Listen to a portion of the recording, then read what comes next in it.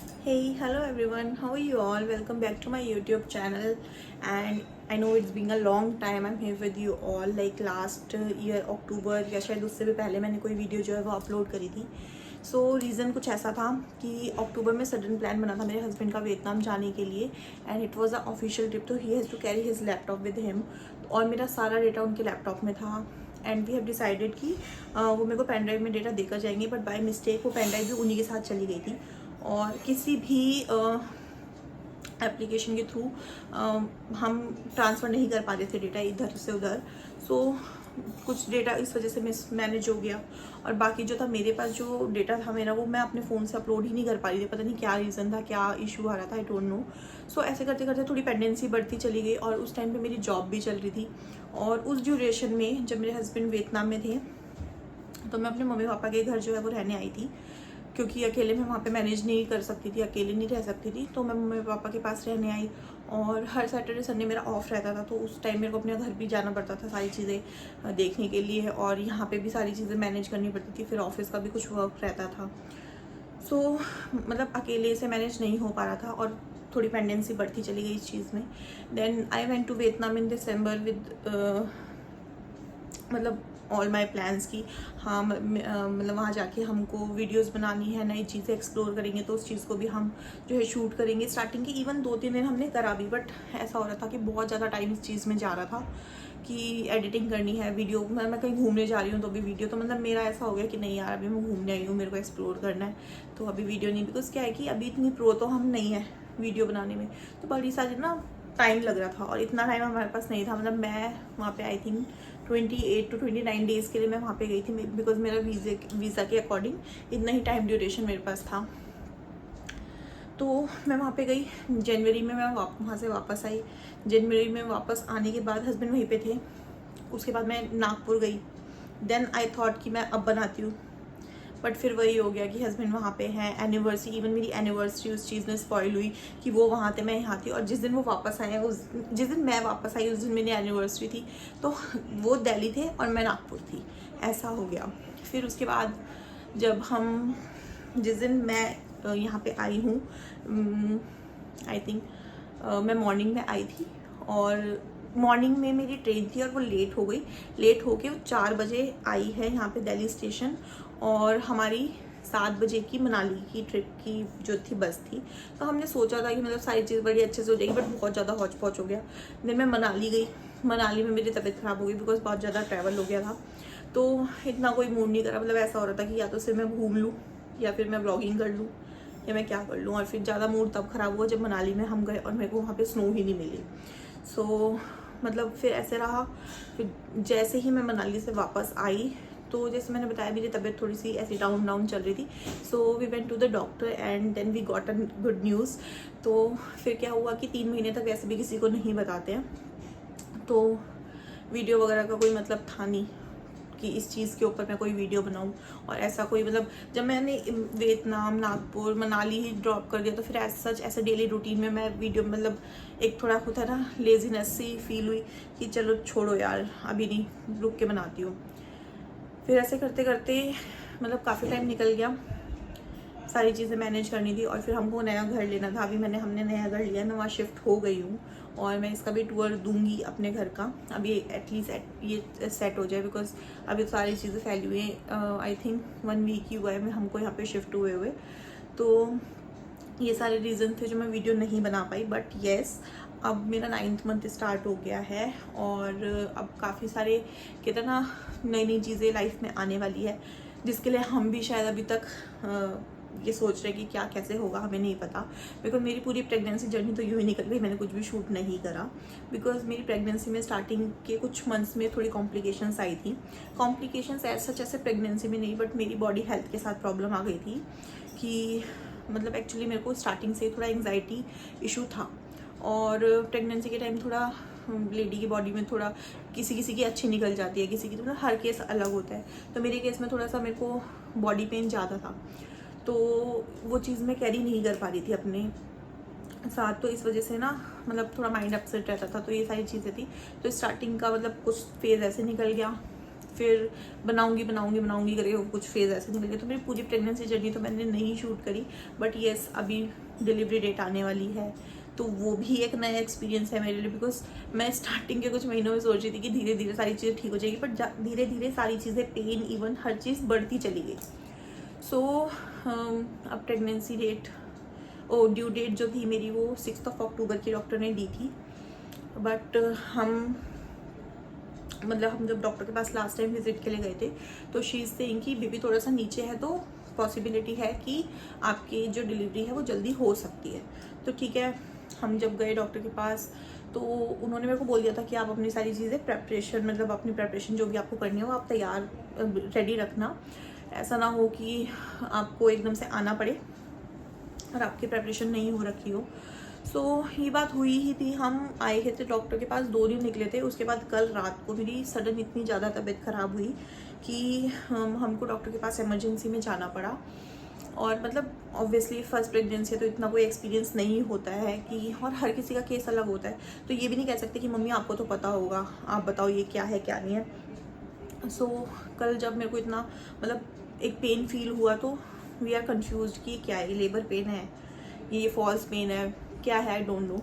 तो हमने डॉक्टर को कॉल करा और बाय चांस मेरी डॉक्टर अम्बाला में थी, तो हमको उस टाइम पे कहीं और जाना पड़ा, कहीं और इन द सेंस वो भी नोन डॉक्टर है, बट यस मेरे स्टार्टिंग से जो ट्रीटमेंट है वो उनके पास नहीं चला है। तो हम वहाँ पे गए, इवन हमने उनसे कॉल पे ही डिस्कस कर लिया था कि डॉक्टर अवेलेबल हैं, तो he said yes doctor available है, आप आ जाओ।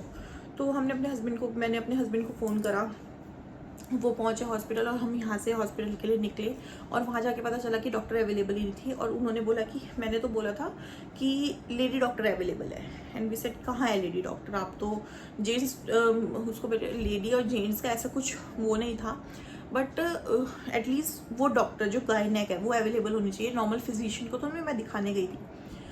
सो जब वहाँ पे फिर बात हुई, फिर नर्स ने कहा कि ठीक है मैं आपको चेकअप कर लेती हूँ। तो बच्चे की जो हार्ट बीट वगैरह वो उन्होंने चेक करी, वो सब मैंने चेक करवाया, बट जब वो इंटरनल चेकअप करने आई तो I said no for that, because मेरी डॉक्टर ने ये चीज़ मना करी थी कि कहीं पे भी अगर आप इन एमरजेंसी भी जाते हो तो आप इंटरनल चेकअप के लिए 8 मंथ से 8 मंथ के अंदर अंदर अगर कोई करता तो वो आप मना कर देना। तो मेरा 9 मंथ स्टार्ट होने के लिए अभी 2 दिन बाकी थे, तो मैंने उनको मना कर दिया। सो फिर उसके बाद मैंने बोला, मैंने कहा डॉक्टर का लेडी डॉक्टर ही बता दो, या एटलीस्ट जेंट्स डॉक्टर आप वो बताओ, वो चेक करें, बट उनके पास कोई भी गायनेक अवेलेबल नहीं थे। तो हमें उन्होंने सजेस्ट करा कि आप रात भर एडमिट हो जाओ, कल मॉर्निंग में डॉक्टर आएंगी तो आप दिखा लेना। तो मैंने कहा कि नहीं, एडमिट होने की कोई नीड नहीं, आप अननेसेसरी कोई भी इंजेक्शंस देंगे पेन रोकने के लिए या जो भी, मैं कोई भी अननेसेसरी इंजेक्शंस अभी एडप्ट नहीं करना चाहती। तो वी डिसाइडेड कि हम जब दर्द ही सहन करना उधर भी और घर पे भी, तो मैं घर पे आई। और ऐसा था कि अगर बहुत ज़्यादा अगर पेन होता तो मैं चली जाती डॉक्टर के पास, वो वाला डॉक्टर हॉस्पिटल पास ही था। So please ignore that, because मेरे को नहीं पता ये मेरी प्रेगनेंसी में इस मंथ में मुझे क्या हो रहा है, मेरी बहुत ज़्यादा सांस जो है वो ऐसे फूल रही है। एंड देन फिर हम घर पे आए और मेरे डॉक्टर से बात हुई, तो उन्होंने मेरे को सैटरडे का अपॉइंटमेंट दिया कि सैटरडे को आप आओ, बिकॉज अब 9th मंथ स्टार्ट हो गया है, इवन आज से ही हुआ है। तो उन्होंने बोला कि अब आपको हफ्ते में 2 बार आके यहाँ पे चेकअप करवाना है।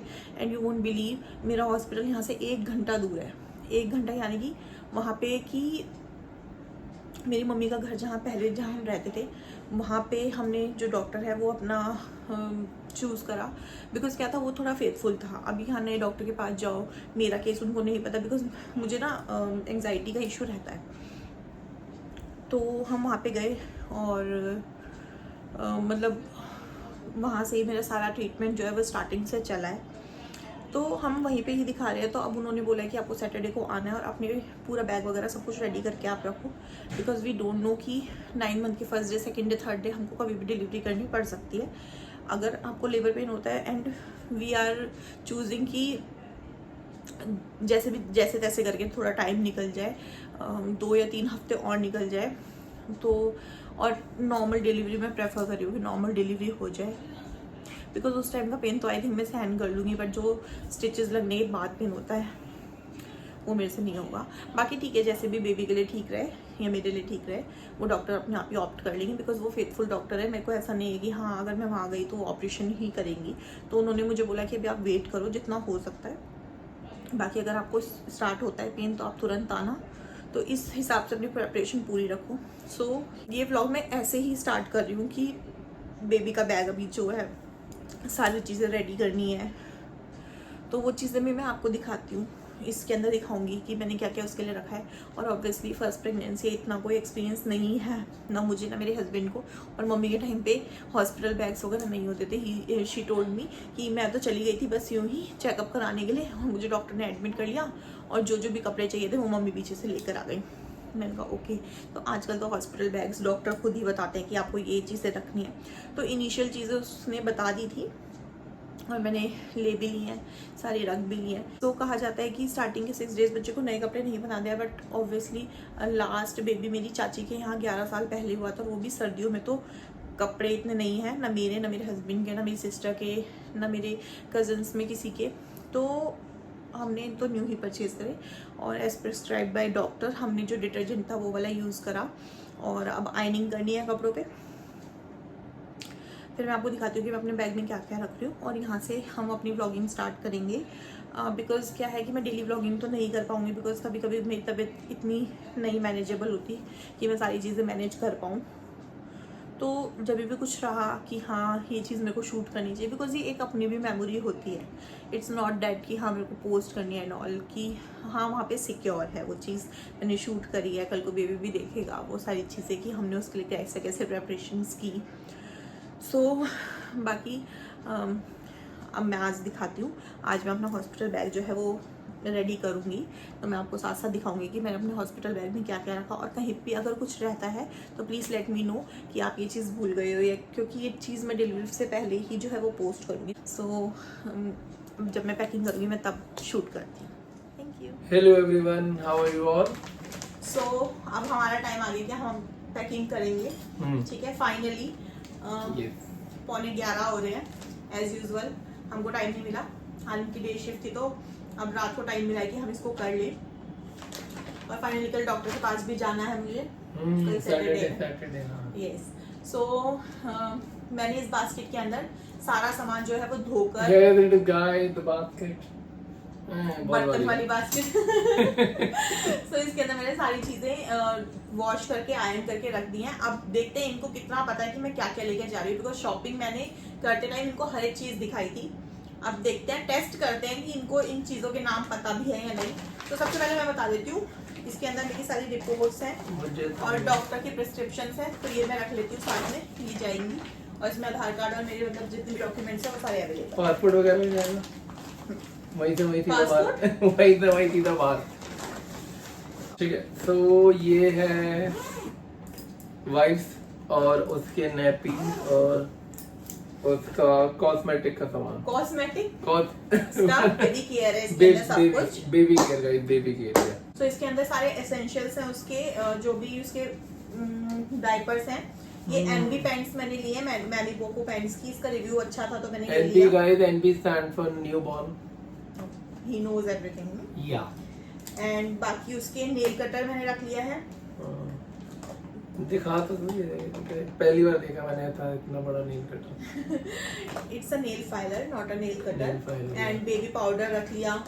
ये सारा मैं सेट ही लेकर आई थी, वैसे बेबी पाउडर यूज नहीं करते हैं इतने छोटे बेबी पे, बट फिर मैंने रख लिया इन केस अगर डॉक्टर ने बोला चाहिए तो। और बाकी मैंने बेबी वाइप्स रखे हैं, कोई नहीं अपने काम आ जाएगा पाउडर। सो ये मैंने एक बॉक्स बना लिया है। अभी देखेंगे, अभी तो काफी दिन है, तो देखते हैं कि क्या क्या चीजें। आप नेक्स्ट लो। ठीक है, तो ये है गाइस नॉर्मल कपड़ा। ये मैंने एक एक्स्ट्रा रख लिया, बिकॉज क्या कहते हैं कि बच्चे को ना सर के नीचे वैसे तो राई का तकिया रखते हैं, बट वो कुछ टाइम बाद रखते हैं। तो ये लिया है हमने, सॉफ्ट है काफ़ी ज़्यादा फैब्रिक, बच्चे के सर के नीचे रखने के लिए। तो मम्मी ने निकाल के दिया कि वॉश और आयरन दोनों हो गया, तो मैं ये रख लेती हूँ। ये है हमारे घर की चादर है, ताकि हमें वहाँ पे घर जैसा फील हो, हॉस्पिटल जैसा फील ना हो। एक्चुअली ये मेरी प्रॉब्लम है, या कुछ भी कह सकते हैं। जैसे मैं चाहती हूँ तो किसी की ऐसे चादर वगैरह पे नींद नहीं आती है, तो मैंने ये कुछ पुरानी चादरें ही हैं, मतलब यूज की हुई चादर है, तो मैं रख लेती हूँ। नेक्स्ट है गाइस हमारे पास ये मैट नहीं, ये मैट नहीं है, ये मुझे नहीं पता इसे क्या कहते हैं इंग्लिश में। These are swaddles. स्वेडल, ये ये हम क्यों लेके जा रहे हैं? इसमें हम बच्चे को रैप इसमें हम बच्चे को उठाएंगे इससे No, we have to wrap that. Wrap करेंगे हम बच्चे को। So ये मैं इसलिए लेकर जा रही हूँ बिकॉज जब डॉक्टर के पास बेबी जब बॉर्न होगा तो डॉक्टर जिस कपड़े में उनको लपेट के लेकर आएंगे, तो मोस्टली क्या होता है डॉक्टर्स अपने ही सैनिटाइज फैब्रिक में बच्चे को लेकर आती हैं स्वेडल में, बट मेरे को किसी ने बताया था कि आप अपने ही देना। सो मेरे पास ब्लू आया ही नहीं, तो मैं इसको ब्लू समझूंगी for a baby boy and this one for baby girl. Next ये है बच्चे की टॉवल, लेकिन हम इसे टॉवल की तरह यूज नहीं करेंगे, हम इसे यूज करेंगे बिछाने के लिए और उड़ाने के लिए। ऐसा नहीं है, ऐसा नहीं ये है? मैंने एक्स्ट्रा रखा है। अच्छा। वो दूसरे हैं। ये एक्चुअली मैं टॉवल लेने गई थी मार्केट में, तो उनको बहुत प्यारे लगे थे, बहुत क्यूट लगे थे। और आई डोंट नो बेबी का साइज कितना होने वाला है, बिकॉज न्यू बॉर्न बेबी पहली बार मैं अपना ही देखूंगी। मैंने अपनी फैमिली में किसी का न्यूबॉर्न बेबी नहीं देखा। ठीक है, तो गाइस हमें नहीं पता लड़का हो गया लड़की, सो बस हमने प्रिपेयर कर रखा उसके अकॉर्डिंग। लड़का होगा तो ब्लू कलर एंड लड़की होगी तो हमारी पिंक कलर, जो कि यही होगा। ये तो इसके अंदर मैंने रखी यूज है, नहीं होगा।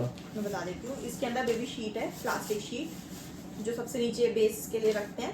एंड ये 3 टॉवल्स जैसे मैंने बताए थे, वो एक्स्ट्रा टॉवल्स मैंने रखे हैं। बेबी बॉय के लिए ब्लू और बेबी गर्ल के लिए पिंक अलग से रखे हुए हैं। जो भी होगा, जिस दिन वो होगा उस दिन चाहिए होती हैं सारी एसेंशियल्स, ऐसा मुझे बताया है।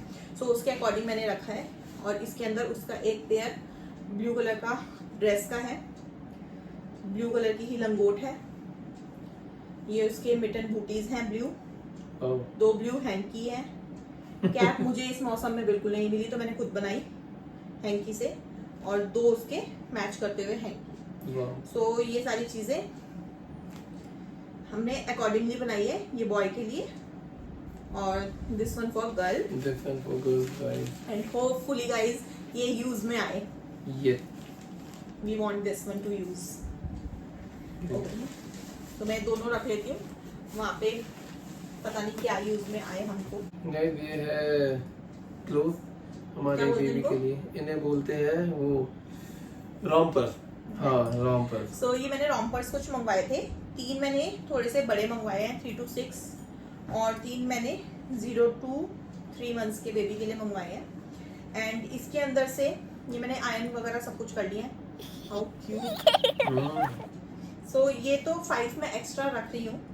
और ये जो है ये बेबी का होम कमिंग ड्रेस है। एक्चुअली अभी हमें नहीं आइडिया कि बेबी गर्ल है बेबी बॉय, सो उसके अकॉर्डिंग मैं कोई ब्लू या पिंक नहीं लेकर आई, तो मैं रेड लेकर आई हूँ। This is common for both. इसके साथ की ये कैप है, मिटन है, बूटीज हैं, तो इसका होम कमिंग रहेगा। अभी तक तो यही मैंने डिसाइड करा है, बाकी पता चलेगा। अगर गर्ल हुई या बॉय हुआ तो ये बाद में जाके मैं ले आऊंगा अपनी पसंद का। और हमारे पास और कपड़े हैं बच्चे के लिए। हाँ, ये मैंने एक्स्ट्रा में कुछ रखे हैं बिकॉज मुझे नहीं पता, जितना मुझे अभी तक बताया। एक्चुअली हमारे रिलेशन में ही किसी के यहाँ पे बेबी हुआ है अभी महाराष्ट्र में। उन्होंने बताया वो बच्चा जब होता है तो बहुत जल्दी जल्दी सुसु पॉटी करता है, तो हम नहीं चाहते कि हमको रिपीट करना पड़े वहाँ पे, क्योंकि वॉशिंग का बहुत प्रॉब्लम हो जाएगी। और हॉस्पिटल 1 घंटा दूर है, तो मैं एक्स्ट्रा रख के ही लेके जा रही हूँ। और ये है बच्चे के लंगोट, दिस इज नैपीस एंड लंगोट। ये मैंने खुद स्टिच करे हैं, मेरे को स्टिचिंग नहीं आती है, फिर भी मैंने ट्राई करा और इसको वॉश करके प्रेस करा है। ये जब बेबी बॉर्न होता है तो पूरे 9 मंथ जो भी बेबी खाता है वो पॉटी करता है, उसके लिए मैंने बनाई है। सो डेट, क्योंकि एक ही दिन में बहुत सारी लग जाती हैं, तो इसलिए मैंने बहुत सारी बना के रख ली है। ये है हमारा बेबी का बेडिंग, नहीं मॉस्किटो नेट।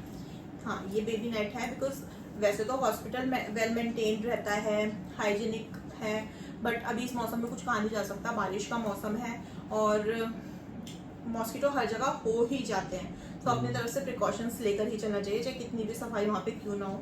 तो ये मैंने बेबी नेट रखा है। ये है उसकी बेडिंग। तो ये पहले के जमाने में इसको, पहले के टाइम में क्या बोलते थे, गोदड़ियाँ बोलते थे। तो नानी ने बोला था कि मैं बना दूंगी, बट नानी अब वहाँ पे वो कब आएंगी कब नहीं आएंगी, आई डोंट नो। एंड फिर उनको इतनी मेहनत करनी पड़ेगी, तो मैंने ना ऑनलाइन ही मंगवा ली थी ये बहुत सारी, सो दैट मतलब ऐसा ना हो कि सूखी नहीं है, बिकॉज अभी आपको भी पता है बारिश का मौसम है और आगे ठंड ही आने वाली है, तो सूखने में थोड़ी ज़्यादा प्रॉब्लम हो जाएगी। तो इसलिए ये बेडिंग मैंने 2 रखी है अभी हॉस्पिटल के लिए। रियली मेन है। 4-5 बोल गई। और ये इसके कुशंस हैं और इसका पिलो भी है। पिलो अभी मैंने निकाल दिया इसके अंदर से, उसमें से कॉटन भी रिमूव कर दिया। उसके अंदर मतलब जो भी फिलिंग मम्मी करके देगी वो भरते हैं, राई या फिर मलमल के कपड़े की। ओके, सो ये था जो अभी तक हमने प्रिपेयर कर लिया है, रेडी करके रखा है। सो ये ब्लॉग जो है डिलीवरी से पहले ही या कल या परसों में मैं डाल दूंगी, होपफुली कल ही डालूंगी। सो प्लीज़ अगर किसी को पता हो कि इसके अंदर एडिशनल मुझे कुछ और चीज़ें चाहिए तो वो प्लीज़ मेरे को बताए, because it's our first pregnancy. तो अभी हमको इतना आइडिया नहीं है, जो भी जैसे हमको पता चल रहा है या हम वीडियोस देख रहे हैं जो हमको सजेस्ट कर रहे हैं, हम उसके अकॉर्डिंग ही कपड़े रख रहे हैं। सो अगर आपको लगता है कि इसके अंदर कुछ भी अभी पेंडेंसी है बेबी के लिए, बिकॉज अभी मैंने अपना तो कुछ भी रेडी करा ही नहीं है। सो मैंने कुछ भी रेडी नहीं करा है, ना ही इन्होंने करा है, ऐसा इनका कहना है। सो अगर कुछ भी आपको लगता है कि इसमें ऐड करना है बेबी के लिए, सो प्लीज कमेंट हमको बताओ, हम वो चीज या प्लीज। सो बाकी मैं कल मिलती हूँ, डॉक्टर के पास होके आती हूँ, बताती हूँ कैसा सब कुछ रहता है और क्या इस बार डेट चेंज होती है नहीं होती, बिकॉज मैं जितनी बार डॉक्टर के पास जा रही हूँ उतनी बार मेरी डेट पहले होती चली जा रही है। मेरी जो ड्यू डेट है वो वैसे 6 अक्टूबर है, यानी कि इनका बर्थडे वाले दिन, but due to some reason or religious issues as well by health issues also, वो डेट थोड़ी सी शिफ्ट हो गई है, पहले हो गई है। और अभी हम उसको इसलिए डिस्क्लोज नहीं कर रहे बिकॉज हमको पता ही नहीं है कि वो भी अभी फाइनल है या उससे भी पहले होती है, वो कल पता चलेगा जब पूरा चेकअप होगा। सो कल मैं डॉक्टर के पास से होकर आती हूँ, then we will continue the blog और maybe next blog, because ये ब्लॉग बहुत ऑलरेडी बड़ा हो चुका है। बिकॉज सुबह मैंने आपको इस ब्लॉग में ही बताया है कि इतने टाइम से मैं एक्टिव क्यों नहीं थी, और अब ये पैकिंग का। So hopefully we will continue our next conversation in the next vlog. So good night till then, bye bye. जय श्री राम।